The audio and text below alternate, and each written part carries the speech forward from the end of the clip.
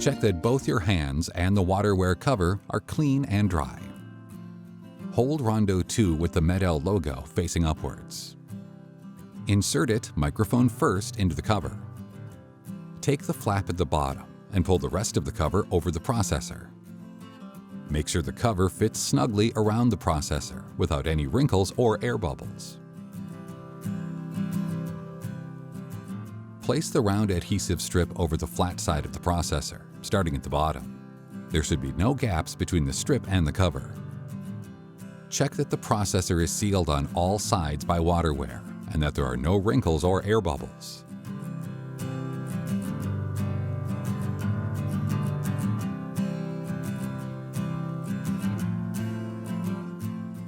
We recommend using an additional fixation device while swimming, such as a swimming cap.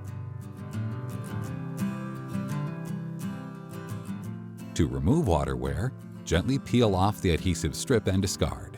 Use the circular flap to remove the cover from the processor. Each adhesive strip can be used only once, but each WaterWear cover can be used up to 3 times.